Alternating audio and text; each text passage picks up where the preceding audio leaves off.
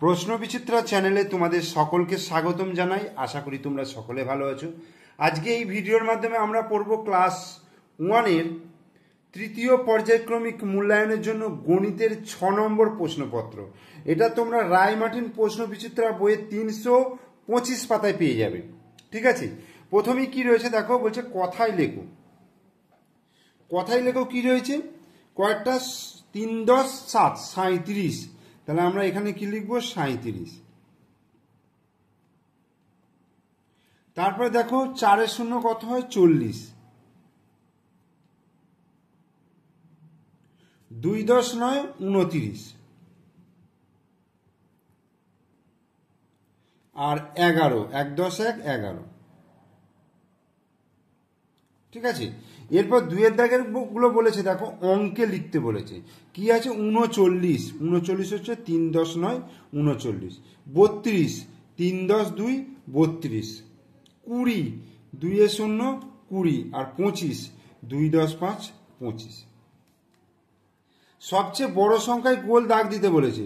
সবচেয়ে বড় সংখ্যায় গোল দাগ দিতে বলেছে দেখো 27 আছে, 25 আছে, 50 আছে, 20 আছে, 19 আছে, তাহলে কত হবে 50। 37 39 60 22 65, 65 হয়ে যাবে। সবচেয়ে ছোট সংখ্যায় গোল দাগ দিতে বলেছে। সবচেয়ে ছোট সংখ্যা বলতে 25 22 57 37 75, তাহলে 22 হচ্ছে সব থেকে ছোট সংখ্যা।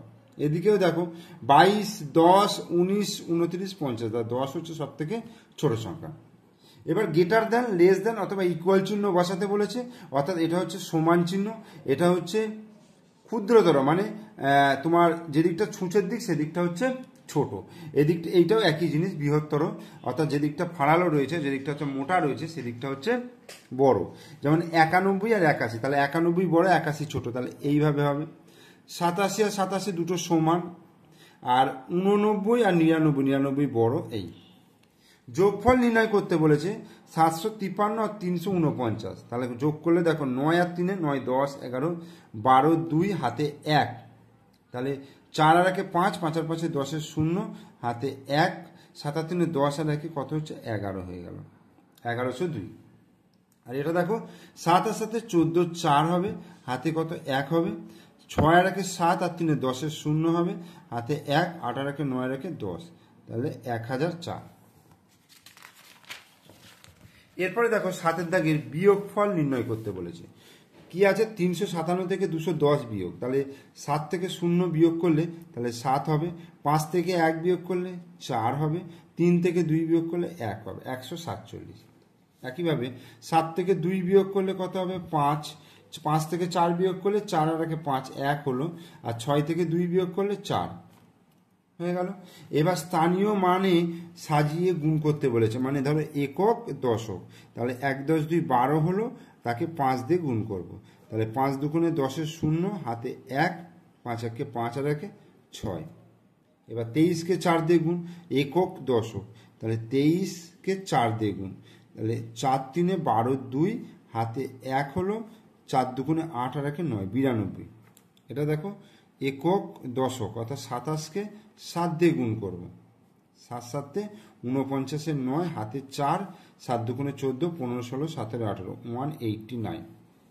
আর একক দশক শতক, অর্থাৎ 315কে আমি 5 দিয়ে গুণ করছি, অর্থাৎ 5 5 25 এর 5 হাতে 2, 5 1 5 আর 2 5 5 25 এর 5 হাতে 2 দিলাম এখানে, 5 1 5 আর 2 7, আর 5 3 15, 1575। নামটা লিখতে বলেছে, 28 কত হয়ে যাচ্ছে 64 হবে, 7 13, 13কে 7 দিয়ে গুণ করলে 91 হবে, এগুলো নামটা মুখস্থ করলে নিশ্চয়ই হয়ে যাবে। 8 9 কত হচ্ছে 72 হয়ে যাচ্ছে, আর 5 15 কত হচ্ছে 75। শূন্যস্থান পূরণ করতে বলছে, দশকের ঘরে 1 বাড়ালে মূল সংখ্যাটি কত বাড়বে 1 বাড়বে, তাই কি না, দশকের ঘরে 1 বাড়ানো মানে মূল সংখ্যাটা 10 বেড়ে যাবে। এককের ঘরে 1 যদি বাড়ানো হয় তাহলে সংখ্যাটা 1 বাড়বে। 100 পয়সায় ক টাকা হয় 100 পয়সায় 1 টাকা হয়। 2 10 টাকার নোট, দুটি 10 টাকার নোট মানে 20 টাকা হলো। আর 1 মিনিট মানে কত সেকেন্ড, 1 মিনিট মানে হচ্ছে 60 সেকেন্ড। এরপরে ফাঁকা ঘরে সঠিক সংখ্যা বসাতে বলেছে। দেখো 15 25 35 45, মানে 5 10 10 করে বাড়ছে, তাহলে এটা হবে 55, তারপরে হবে 65।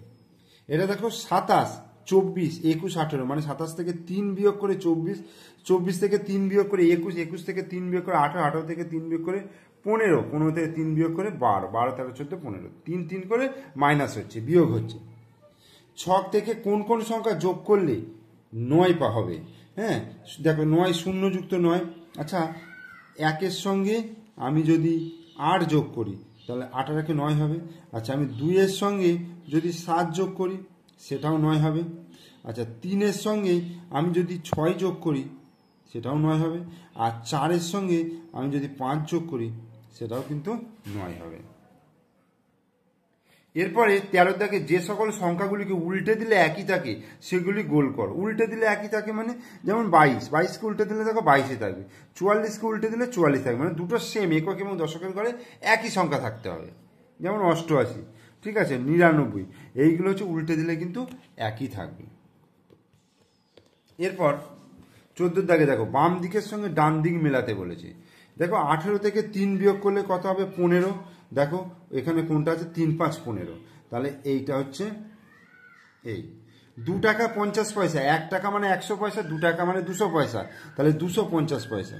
এই 75কে উল্টে দিলে কি হবে? 5 10 7, 57, মানে কমবে। আর দুটি 5 টাকা ও একটি 10 টাকা, দুটি 5 টাকা মানে 5 দুগুণে 10, আর একটি 10 টাকা মানে 10 আর 10-এ 20 টাকা, তাহলে এইটা হয়ে গেল উত্তর। এবার ফাঁকা ঘরে সঠিক সংখ্যা বসাতে বলেছে। 17 যুক্ত 3 কত হয়ে যাচ্ছে? 20। আর এখানে সমান দাও 5 গুণিত 4, 5 গুণিত 4, 5 4 20। দেখো 18 থেকে 12 বিয়োগ করলে কত হবে? 6। আর 4-এর সঙ্গে 2 যোগ করলে 6 হবে। এখানে দেখো 4-এর সঙ্গে যদি আমি 4 6 বসাই তাহলে 4 6 24, তাহলে 20 যুক্ত 4 বসাতে হবে, তাহলে 24 হবে। আচ্ছা, 19 আর 17 যোগ করলে 17 আর 19, 9 10 16 6 হাতে 1 36, ঠিক আছে, 36, তাহলে 6কে 6 দিয়ে গুণ করলে 36। বন্ধনীর মধ্যে সঠিক উত্তরটি তলায় দাগ দাও। ধাতুর তৈরির টাকাকে কি বলে? কয়েন বলা হয়। ঘড়িতে মিনিটের কাঁটা একবার সম্পূর্ণ ঘুরলে হয় 60 মিনিট। 49 সংখ্যাটিকে দশকের ঘরে 1 বাড়ালে মানে 4টা 5 হলে সংখ্যাটি হবে 59। কোনো সংখ্যাকে 0 দিয়ে গুণ করলে গুণফল 0, কোনো সংখ্যাকে 0 দিয়ে গুণ করলে সেই সংখ্যাটা 0 হবে। কত যোগ করবে বা যোগফল কত হবে লিখতে বলেছে। 10-এর সঙ্গে 7 যোগ করলে 17 হবে, 10-এর সঙ্গে 4 যোগ করলে 14 হবে, 10-এর সঙ্গে 0 যোগ করলে 10 হবে, 10-এর সঙ্গে 10 যোগ করলে 20 হবে। নিচের প্রশ্নগুলির উত্তর দাও। একটি টগর গাছে 31টি ফুল ফুটেছিল, 19টা ফুল পড়ে গেছে, তাহলে গাছে আর কটি ফুল রইল? পড়ে গেছে, পচে গেছে, বাদ চলে গেছে, এগুলো মানে হচ্ছে বিয়োগ করতে হবে। তাহলে 31 থেকে 19 বিয়োগ, তাহলে 9 10 11, 2 দিতে হাতে 1, 1 1 2, 2 3 1, তাহলে 12টা ফুল রইল। তোমাদের বাগানে 3টি লেবু গাছ আছে, একটায় 15টা, একটায় 17টা, একটায় 16টা লেবু হয়েছে, তাহলে বাগানে মোট কতগুলো? মোট বার করতে গেলে কি করতে হবে? যোগ করতে হবে। তাহলে 15 17 আর 16, এটা যোগ করলে কত হবে? 7 আর 5 12, 12 আর 6 18, 8 হাতে 1, 1 2 3 আর 1 4, 48, তাহলে 48টা লেবু হবে। ফুলের ডালিতে 9টি ফুল ছিল, ডালিতে আরও 4টি ফুল দিলে ডালিতে এখন কটা ফুল হয়েছে? 9টা যুক্ত 4টে সমান 9 10 11 12 13, তাহলে ডালিতে এখন 13টা ফুল রইল। এখানে যদি যোগ করে এইভাবে 9 আর 4 হয়ে যাবে 13, ঠিক আছে। তাহলে এই প্রশ্নপত্রটা শেষ হলো। তোমরা অবশ্যই প্রথম থেকে শেষ পর্যন্ত ভিডিওটা মনোযোগ সহকারে দেখো। ভিডিও ভালো লাগলে লাইক করো, কমেন্টস করো, বন্ধুদেরকে শেয়ার করো। আর আমার চ্যানেলে নতুন দর্শক হলে অবশ্যই চ্যানেলটিকে সাবস্ক্রাইব করে দিও, পাশে থাকা বেল আইকন প্রেস করে দিও।